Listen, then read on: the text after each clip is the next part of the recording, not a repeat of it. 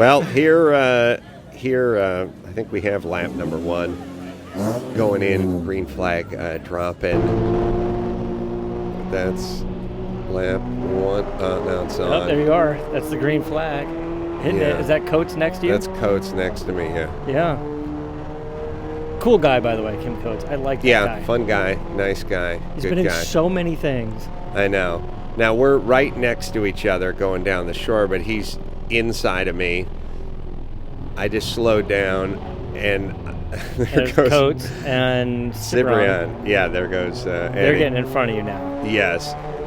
And at this point, it's like, I'm kind of like, well, I just went from second to third place, and we haven't started yet.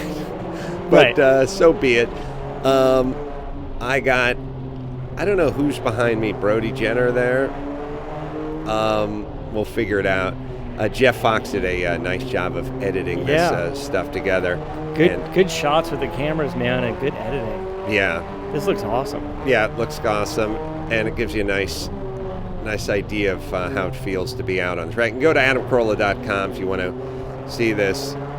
Wow, it's a little bit close. There's a lot of that. So there's the Brodies are back there, and that is that Jerry? So you're in third, and we're still, on the first lap? I'm in third, and we're still on the first lap, yes.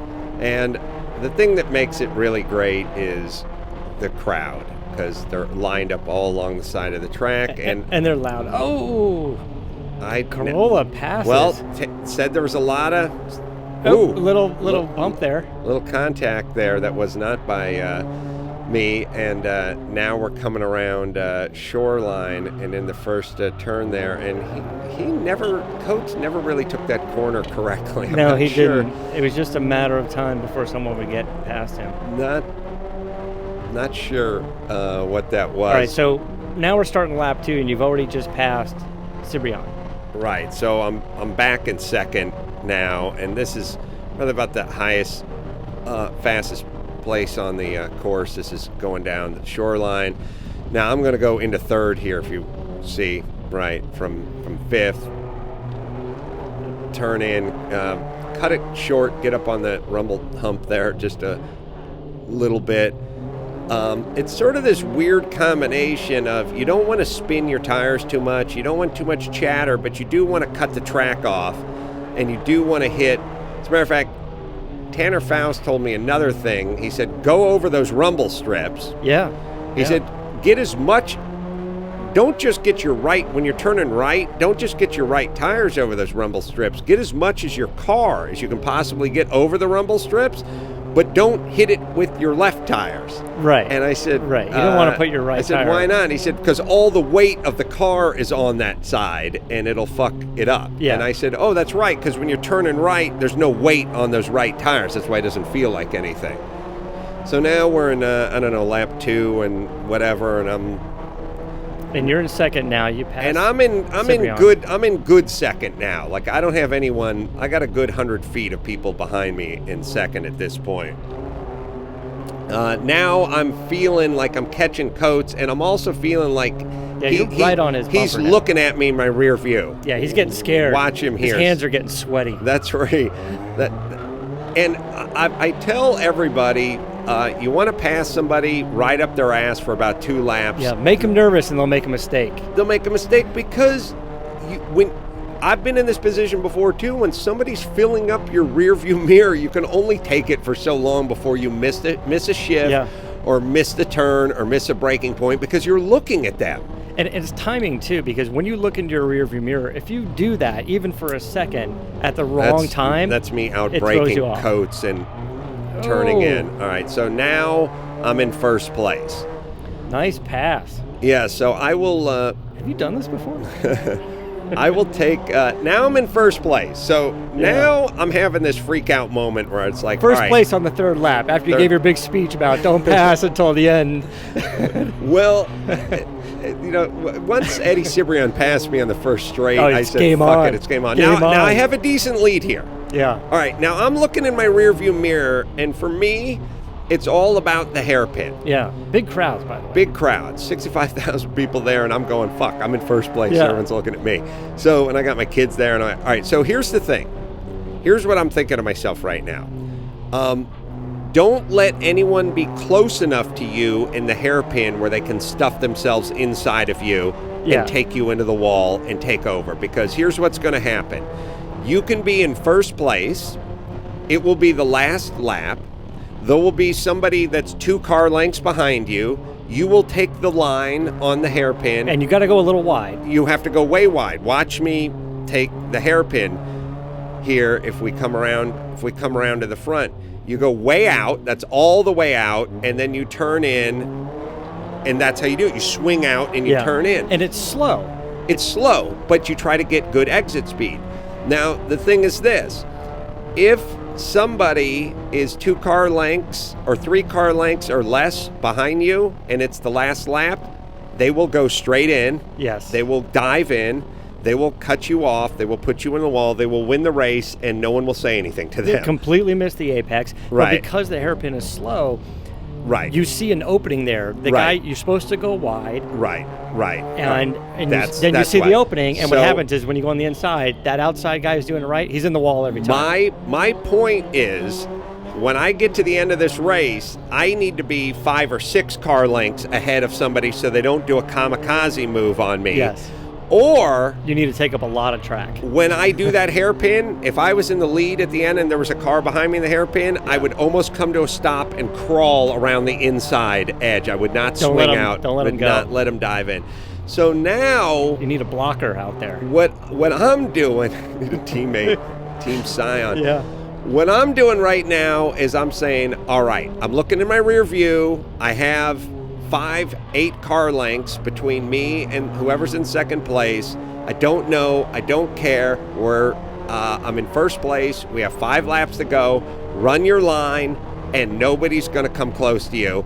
And then I look up, and I see a yellow flag flopping around. And oh, by the way, this is lap 5 where Eddie and this is where Brody and Eddie Cibrian and Brody Jenner go into the wall behind me. So here's the thing about yellow flags. When you're racing, yellow flag means everybody keep your pace. Nobody passes on a yellow flag. But during the pro celebrity race, the yellow flags are really just for the audience's sake. Right. Because there's only 10 laps, and we want to see some action, and it seems like doesn't matter. Right. It's so like every race we've seen, people pass. Right. So now here's the problem. The problem with the yellow flag, which you're going to see in a few moments, when you're leading the race means you're the guy who has to dictate what's going on with the yellow flag. And you're setting the pace now. And people can start to bunch up behind you. Of course. So right now, if you look in my rearview mirror, you look at my camera, I realistically am going, look, I have about 100 feet on the car behind me.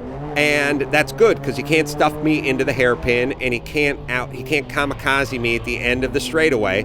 I'm gonna drive hard. I'm gonna drive clean. I'm gonna drive smooth. So right there's a big gap. And I'm gonna win this race because I only have 4.5 laps to go, and I have a ton of laps on this track. And look behind me. There's nobody near me. Now I was watching the times when this was coming up from the paddock over there, and you had almost a full second lead, which is fast. You had like 0.88 of a second. Right. So for me, all right, I got 150 feet on the car behind me. I know how to drive the track. I'm taking this thing to victory. And now I look up and I see a yellow flag waving frantically in front of me. So I'm like, okay, what's going on? Okay, so yellow flag. So of course I slow down. And of course, everyone behind me, there goes my 1 second lead. Yeah. Okay. So now I'm passing the carcass of Brody waving at him. Serious and now I don't know what's going on. Are we still under yellow at this point? Yes, you're under yellow. We're under yellow, but Until where's the yellow? See the green. But I don't see any green. No, you're still under yellow. Yeah, but how come someone starts making a run at me here, and I'm like, oh, I guess it's back on. And right now, Coates is on your ass, right? Because he's pushing you. So I just went from I'm going to win this race. I got 100 yards between me and second place, and the guy's next to me on the straightaway right now, and he's out. He started accelerating before me. Now the straightaway is Shoreline, because you mentioned Shoreline for people that don't know. Right. That's the big long straight. Now here's everybody. They're all on top of me because they're fucking yellow. Now here's my point. The yellow is flapping, right? I slow down because the yellow's flagging. Everyone catches up to me, and then they start racing before I start racing. Like, I'm literally having to catch up with him on the straightaway. There's no green flag. It's just if you don't see any more yellow flags. But I don't know where all the flag stations are. Yeah, there should be a green. There should be a green that says back on, right? Yeah. So you see flapping yellow. Wouldn't you think it'd be a full course? You know what? That's what I'm saying. The flags mean very little in this celebrity race. I feel like somebody's taken up the flag, rolled it up, and raped me with it in 2 races now. So now I'm like, oh fuck! I got all these guys up my ass again. Now we're coming up on the yellow flag again. And again, I have to slow down, and you can see now Coates is going to go past me. He's got you now. And I'm like, hey, flag guy, flag person. Yeah. That guy can't. Coates doesn't care, by the way. Your hand gestures do nothing. Yeah, well, they pointed, they did, they got what you never want. Here's when the flag people are pissed off. When they roll the flag up and shake it like a stick at you. You know what I mean? Like, you're a dick. Fuck I'm pointing you out. You. Right, but now Coates is up my ass again, right? Yeah. And now everyone's up my ass again. Did he pass you or not? He got right up next to me because I didn't know when we were coming back on the race. Right. And he just went for it. Now, did he see somebody point a flag at him? He passed me. He passed me on the yellow.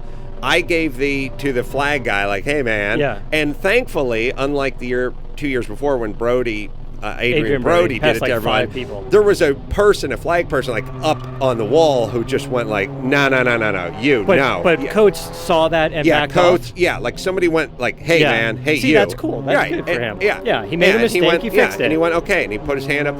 But from my standpoint, I'm going from I'm walking away with this victory to great, Coates everyone's up my ass again. Yeah. So now, are you feeling you're in the lead now? Are you feeling the pressure? You're feeling these guys coming up behind you? Are you starting to get intimidated with all these cars behind your rear view, or you don't even check the rear view? No, I'm checking the rear view constantly. I'm not intimidated, but I'm like, I thought I had this sewed up, and this yellow flag business is fucking me up because it gave everyone the opportunity to come on up. So it's like you ran a race, and you ran all the way around the track, but 50 feet before the finish line, someone said, stop, wait, and then let everyone catch up to you, and then they went, okay, it's on. Yeah, so here's the lesson learned. The yellow flag, unlike regular racing, until they clean off the carnage, yellow flag in this race just means get the guy out of the car, and then you're on. Right. So it's like, as soon as you pass the wreckage, it's almost green for you. Yeah, and I should have, but when you're the lead guy, you don't want to be the lead douchebag. Right. And you don't want to get the guy pointing. And there's Coates. So anyway, everyone's on me again. So we're on lap 8, and it's a 10-lap race, and I was cruising on lap 5, but now I'm fighting for my life. And now the yellow flags, and great work again, Jeff Fox, editing this together. I mean, stuff just looks fantastic. Yeah. Love those replay cameras. Those replay cameras are awesome. Also, I'm the only guy who's got one mounted on the roof, not a replay camera, but speed mounted a camera one on the roof. Right, so maybe we'll get some footage from that.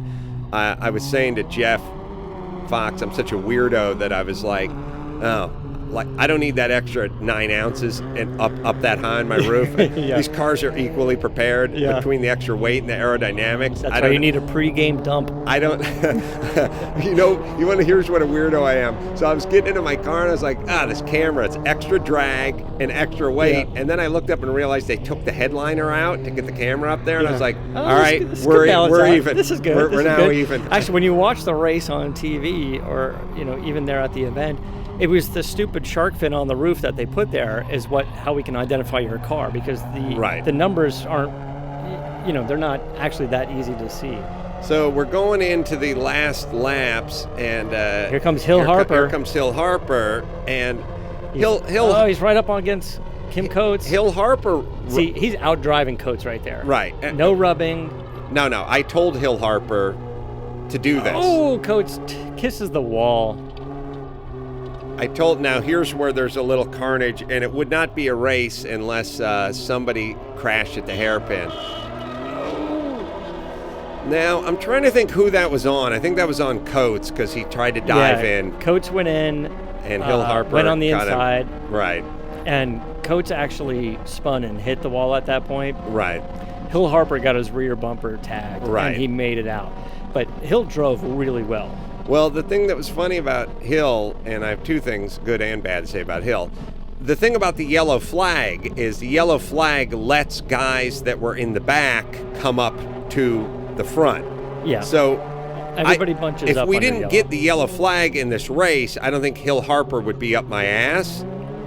Sure. But Hill Harper still drove a great race. Yeah. And you want to know what happened? We were sitting in the Children's Hospital on Thursday, and Hill Harper came up to me. He's a super competitive guy, Yeah. but his times weren't that good. Like, he was a definitely middle of the pack dude, you know? And Hill Harper came up to me and he said, "Hey man, what do I got to do to take a second or two off my lap times?" And I remember, call Tanner Faust. I swear to God, I was looking at him. Here's where me and Hill Harper get into it for a second. Hill Harper's driving his ass off here. He's really giving it his right. His 100% here. That's me almost getting sideways into a wall, and I'm like, fucking, he's out of control. Now, did he tap you there, or is that just you getting a little loose? No, that was him tapping me. You can see the dent. I had a dent in my bumper, and he's got a dent on his front. Okay. What it was, I don't know if we can rewind it for a second there, but what it was is I was on the line. I went wide and came around, and he was just cutting me off, basically, and it wasn't really anyone's fault, but I was just coming back on the line, and he did not tap. You see the dent in his front thing there. He did not tap on the brake at all. We're just on it. Now, at some point, we can't see it from your view. I'll tell you, this is lap 10, by the way. So I'll tell you what happened. So Hill Harper came up to me at the hospital, and he said, "Hey, man, how do I take a second and a half off my lap times?" And I remember just looking at him going, well, first off, break early. I don't want to share information with another racer. Yeah. But also, I don't want to be one of those guys that lies and plays things close to the vest and feels like I can't just outdrive somebody. That's Harper's going bananas trying to get past me. So I look at him and I start thinking, all right, this guy's a mid-pack dude. Yeah. So why not just give him a straight-up tip? So I said, Hill, brake late at the end of Shoreline and brake late at the other, whatever. There's a lot of rubber down on the track. I told him exactly what Tanner Faust told me. Yep. Smash cut to him up my ass for the last 2 laps of the fucking race. Yeah. I'm like, why'd I give this motherfucker all these fucking tips? And I think he put down one of the fastest lap times during the race. He put down the fastest. It was like only 2 tenths. I think it was like 2 tenths faster mine. I was the second one, but he passed Cibrian or Coates or whatever doing what I told him to do at the end of this straightaway. And at some point, we didn't see it here, but Cibrian hits the wall. Yeah, so it's kind of funny and ironic that into the middle of the race, you're flashing back to your moment at the hospital when you're giving the guy the tips who's now bumping you from behind and about to do everything. Now, what I did is I cut him off. I realize, okay, now I'm in the lead here. He's up my ass, but we got a car. We got a car that's never been in this position before on the hairpin, and he can't dive in because there's a physical vehicle. Right, it's sticking out lengthwise. Right, there it is. It's almost like that thing was put there to prevent what they do, which is this is how. Yeah. Here you go. Yeah, victory lap, baby.